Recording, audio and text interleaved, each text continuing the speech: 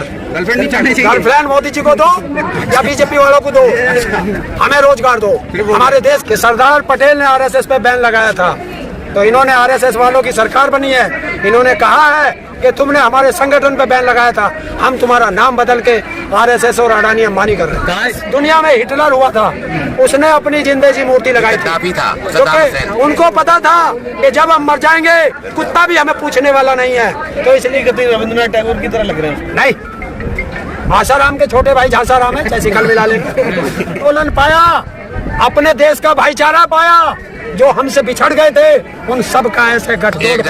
किसान वो कौम है कि बिना निमंत्रण के तो भगवान के भी नहीं जा। ये तो देश का प्रधानमंत्री है। अभी मोदी के ऊपर हो गया है, सरदार पटेल से चेंज कर दिया है। देखिए, आरएसएस ने बदला लिया है, सरदार पटेल को बदनाम किया है, उनका अपमान किया है कि सरदार पटेल ने आरएसएस पे बैन लगाया था, तो इन्होंने आरएसएस वालों की सरकार बनी है। इन्होंने कहा है कि तुमने हमारे संगठन पे बैन लगाया था, हम तुम्हारा नाम बदल के आरएसएस और अडानी अंबानी कर रहे हैं। कहा इसी बीजेपी ने तो मूर्ति बनाई थी, सबसे बड़ी ऊंची ऊंची मूर्ति। यार फिर वही मेरे से एक सवाल चाहते हो तो, बड़ा हुआ तो क्या हुआ, जैसे पेड़ खजूर, पंथी को छाया नहीं, फल लगे अति दूर। वो भी सम्मान नहीं तो किया, उन्होंने मूर्ति बना के सम्मान दिया था। क्या सम्मान हुआ? पिताजी को दिन भर जो है नहलाओ खिलाओ और शाम को 2 जूते मार दो, बहुत बढ़िया सम्मान कर रहे हैं। तो जब मायावती बना रही थी पार्क मूर्ति, तब तो बोल रहे थे कि जिंदा आदमी का बना रहा, मोदी जी के नाम से कैसे बन रहा, वो भी तो जिंदा ही है। पूछो मोदी से जाके, इन बीजेपी वालों से पूछो। मैं बताता हूँ कि एक देश दुनिया में हिटलर हुआ था, उसने अपनी जिंदगी मूर्ति लगाई थी, क्योंकि उनको पता था कि जब हम मर जाएंगे कुत्ता भी हमें पूछने वाला नहीं है, तो इसलिए अपने जिंदगी लगा ले। क्या सरकार का सरदार पटेल जी से काम निकल गया है क्या?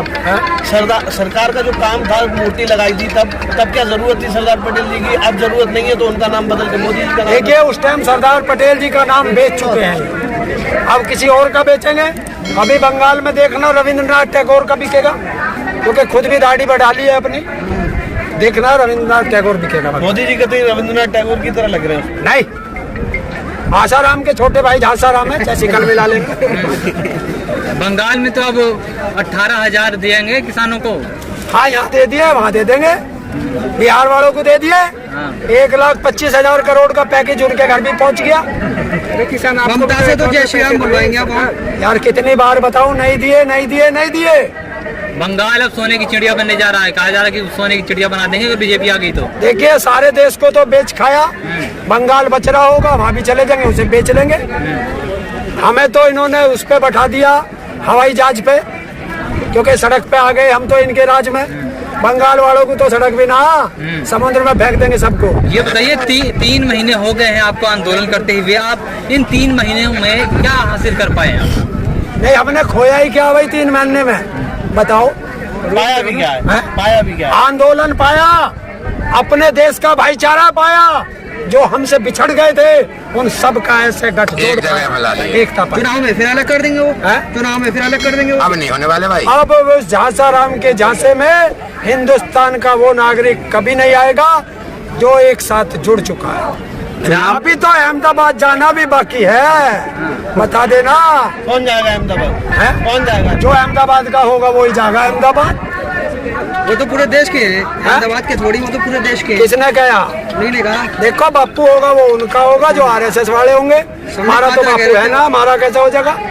मतलब हमारे जूते मार के सड़क पे बैठा दिया और हम उसके गले में माला घेरेंगे। बहुत बढ़िया बता रहे हो भाई, हम उसे अपनाओगे। बिल्कुल, तो अपनावे ही ना। आप तो अपने आकार में बैठे रहे हो, वो तो कह रहा है बोले बात करने को तैयार करो। वो कह रहा है 1 कॉल की दूरी है, कह रहा है बात करो, लेकिन जब जो किसान संगठन है मिलकर बैठे और बात करें तभी ताल निकलेगा। बताओ किससे बैठे बात करें? सरकार से। और तो सरकार ने न्योता भेजा है। ये किसान वो कौम है कि बिना निमंत्रण के तो भगवान के भी नहीं जा। ये तो देश का प्रधानमंत्री है, निमंत्रण तो भेज। बंगाल से क्या न्योता आया है ममता की तरफ से? बंगाल से निमंत्रण आया है हमारे किसानों का। बंगाल से मुझे निमंत्रण आया, मुझे स्वयं मेरे विकलांगों का, तो जाऊंगा। या ममता का आया है? ममता का आया है? तुमसे किसने, तुम तो राजनीतिक बात करोगे हमेशा। आप भी तो राजनीति की बात कर रहे हैं, आप भी तो बंगाल जाने की बात कर रहे हैं। आपके टाइम में क्यों जा रहा हूँ? किसानों के पास जा रहे हैं। आंदोलन हमारा चल रहा, तुमने सरकार से पूछा कि कोरोना काल में तुमने किसानों के फांसी लाने के लिए ये बिल क्यों लाए? पूछा उनसे? महाराष्ट्र में कोरोना बढ़ रहा है, महाराष्ट्र में कोरोना बढ़ रहा है। कहीं नहीं बढ़ रहा, किसानों को बरगलाने के लिए कोरोना का डर दिखाया जा रहा है। कोरोना तो इतना डरता है किसानों से, जब दिल्ली में पीक पर चल रहा था और किसान दिल्ली के बॉर्डर पर आया, अरे दिल्ली छोड़, हमने तो पूरे देश से भगा दिया था। अब तो रामदेव जी ने जो है कोरोना की दवाई बना ली है, तो उस रामदेव की दवाई आप भी लेना और प्रधानमंत्री को भी खिलाना। आप नहीं लोगे?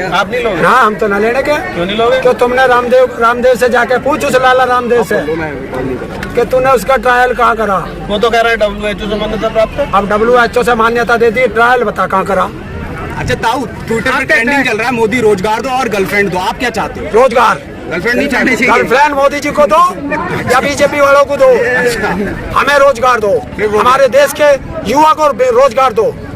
और बहुत अच्छा है चलाने में। और मैं कहता हूँ जो रोजगार दो का ट्रेंड चला रहे हैं, उनसे मैं अनुरोध करूंगा कि वो ये भी ट्रेंड चलाए, किसानों के कानून वापस हो, देश किसानों को उनका MSP पे गारंटी का कानून दो, ये भी चलाएं। बहुत अच्छा लगेगा। मोदी जी तो गुजरात में दे रहे हैं ना। मोदी जी को गर्लफ्रेंड दो, तो मोदी जी में कोई नहीं है, वो RSS का IT सेल है जो ऐसे गंदे शब्द चला रहा है। तो मोदी जी ने बंगाल में तो कहा है ना कि हम नौकरियां देंगे, बंगाल में तो कह रहे हैं नौकरियां देने को। जो पूरे देश में कहा था दे दी, आपको मिल गई, आपके छोटे भाई को मिल गई, किसी को मिले हैं 2 करोड़?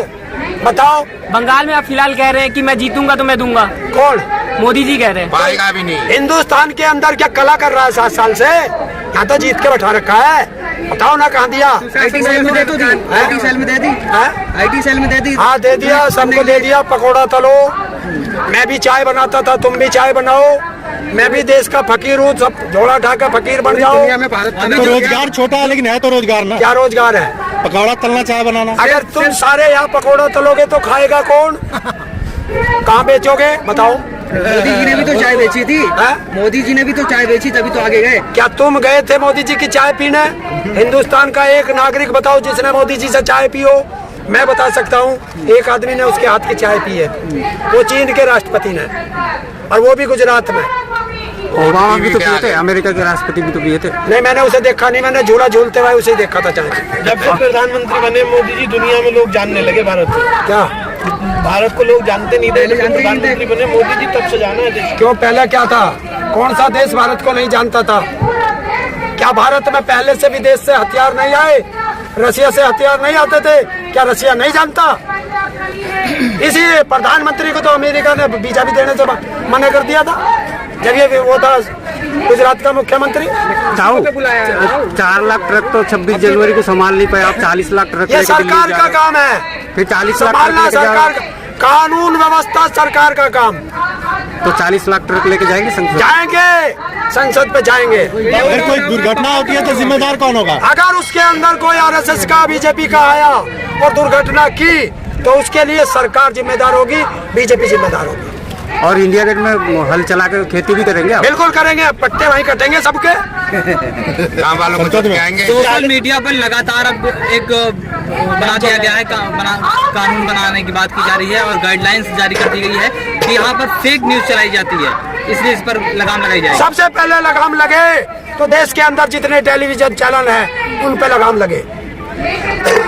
वो तो राष्ट्रवादी बातें करते हैं, वो तो राष्ट्रवादी बातें करते हैं कि तुम क्या कलाबाजी करते हो? वो कह रहे हैं कि इस पे झूठी खबरें चलाई जाती हैं, देश का माहौल बिगाड़ा जाता है। देश की सबसे झूठी खबर, देश को सबसे ज्यादा बदनाम करना अगर कोई करता है तो वो अंबानी के चैनल और सुभाष चंद्रा के चैनल और एक वो थूकता भारत है वो चैनल। आपको लगता है सोशल मीडिया झूठी खबरें फैला रहा है? सोशल मीडिया अब तुम लोग बना रहे हो और इसे डाल दोगे, इसमें झूठी क्या? जो मैंने बोला वही जा रहा, वो कटिंग करते हैं सोशल मीडिया। इसी सोशल मीडिया से तो डरे गए हो। उन्हें तो खरीद चुका, उन्हें तो गोदी मीडिया बना चुका, अब तुम्हें डरा रहा है। सोशल मीडिया से तो बने गोदी मीडिया बनो। आपको क्या लगता है कि सरकार अब डरने लगी है सोशल मीडिया? आपको डर नहीं लगता क्या? क्या डर लग रहा? मोदी से क्यों, क्या है वो, राक्षस है रावण है, क्या है? क्यों डरे भाई? इंसान है। नेपाल जो है तेल भारत से ही खरीदता है और अपने देश में अरे यार उसको छोड़ दो, तुम्हें पूरे देश को कहते हैं कि हिंदू हैं हम, हिंदू राष्ट्र बना रहे हैं हम हिंदू। मुस्लिम देश से 27 रुपए लीटर तेल खरीदता है और तुम हिंदू को बना के, तुम्हें हिंदू का नाम देके तुम्हें 100 रुपए लीटर बेच रहा है। ये महंगाई राष्ट्रहित में बढ़ रही है। हाँ तो राष्ट्रहित का ही तो विकास हो रहा है। 27 100 रुपए का नहीं खरीद सकते आप? कौन 100 रुपए का नहीं खरीद सकते तेल? क्यों, राष्ट्रहित इससे पहले सरकारें थी, वे देशद्रोही थी सब।